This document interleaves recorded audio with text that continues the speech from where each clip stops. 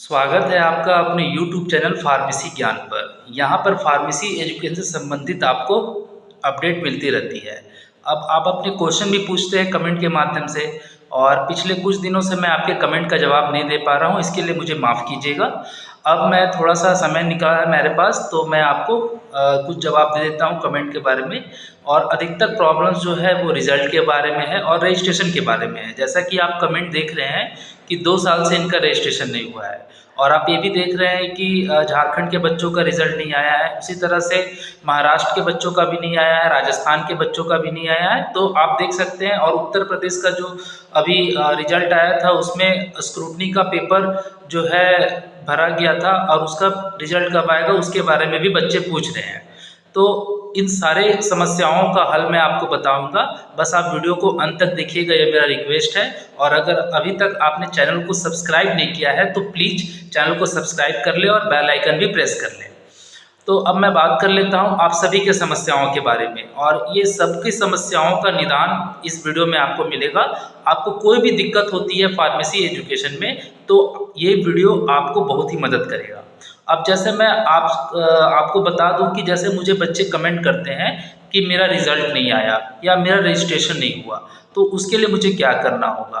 तो यदि आपने किसी काम के लिए आवेदन दिया है, जैसे कि आपने रजिस्ट्रेशन के लिए आवेदन दिया है और आपका रजिस्ट्रेशन नहीं हो पा रहा है, तो उसके लिए आरटीआई कीजिए। तो ये एक उपाय हुआ कि यदि आपने किसी काम के लिए आवेदन दिया है तो आप उसके लिए आरटीआई लगाइए। आरटीआई कैसे लगाना है उसकी लिंक मैं वीडियो के डिस्क्रिप्शन में डाल दूंगा।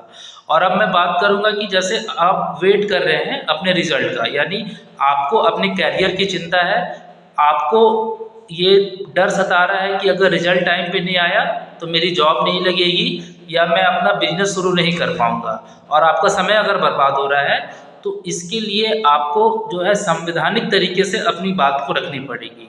अब संवैधानिक तरीके से बात को 3 तरीकों से रखा जाता है। सबसे पहले माध्यम होता है कि आप लेटर के माध्यम से अपने जनप्रतिनिधि को अपनी समस्या बताइए। अब आप सोचेंगे कि आपका जनप्रतिनिधि कौन है, तो आपका जनप्रतिनिधि होते हैं आपके राज्य के मुख्यमंत्री। अगर आपका ये डिप्लोमा इन फार्मेसी से संबंधित समस्या है तो आपके स्वास्थ्य मंत्री आपके जनप्रतिनिधि हैं, उसके बाद आपके सांसद जनप्रतिनिधि हैं, और आपके विधायक जनप्रतिनिधि हैं। ठीक है, तो आप इन सबको एक लेटर लिखिए, क्योंकि समस्या आपकी है तो कदम भी आप ही को उठाना होगा, पैसे भी आपको खर्च करने होंगे।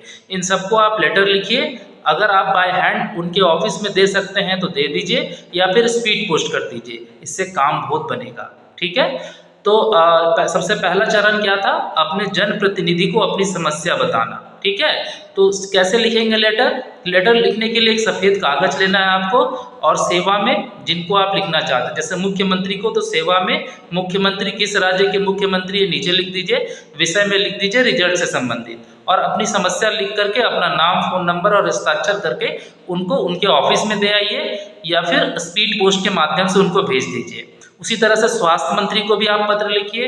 इसके अलावा आपके जो पीसीआई प्रेसिडेंट है उनको भी एक पत्र लिख दीजिए, ताकि उनको पता चल सके कि आपकी समस्या कितनी गहरी है और आप कितने ज़्यादा दुख में हैं। ठीक है, पहला काम हो गया कि अपने जनप्रतिनिधि को पत्र के माध्यम से सूचित करना कि आपको क्या समस्या हो रही है। अगर जनप्रतिनिधि भी उस समस्या का संज्ञान नहीं ले पा रहे हैं, तो दूसरा होता है कि आप जो है संवैधानिक तरीके से अपनी बात को जो संवैधानिक संस्था है उनको बताइए। अब तो संवैधानिक संस्था में क्या क्या आते हैं, संवैधानिक संस्था में आपका हाई कोर्ट है, सुप्रीम कोर्ट है, यानी अपनी समस्या को आप कोर्ट के माध्यम से बता सकते हैं, और उसके बारे में आप संवैधानिक लड़ाई लड़ सकते हैं। और तीसरा चरण होता है, पहला हुआ जनप्रतिनिधि को पत्र लिखना, दूसरा हुआ संवैधानिक संस्था को की मदद से अपने काम को करवाना, और तीसरा होता है जन आंदोलन। जन आंदोलन का मतलब हुआ कि जब आपके जनप्रतिनिधि भी आपकी बात नहीं सुन रहे, संवैधानिक संस्था भी आपकी बात नहीं सुन रही है, तो आपको आंदोलन करना पड़ेगा। जैसे कि किसानों ने आंदोलन किया कृषि कानून के खिलाफ, तो कृषि कानून को वापस लेना पड़ा। ठीक है। तो इस तरह से आपको आंदोलन करना पड़ेगा, तभी आपकी बात को जो है सरकार सीरियसली लेगी और आपका काम करेगी। लेकिन मुझे नहीं लगता इन सब की ज़रूरत पड़ेगी। और जो बच्चे पूछ रहे हैं कि झारखंड का रिजल्ट कब तक आएगा, तो फर्स्ट वीक ऑफ अक्टूबर को झारखंड का रिजल्ट आ जाएगा। और अगर नहीं आता है तो मैंने आपको उपाय बताया है, आप किस तरह से अपनी समस्या के बारे में आप काम कर सकते हैं और सरकार से अपनी बात रख सकते हैं संवैधानिक तरीके से, बिना किसी हिंसा के, बिना किसी तोड़ फोड़ के। आपको अपनी बात को रखना है, अपनी समस्या को रखना है।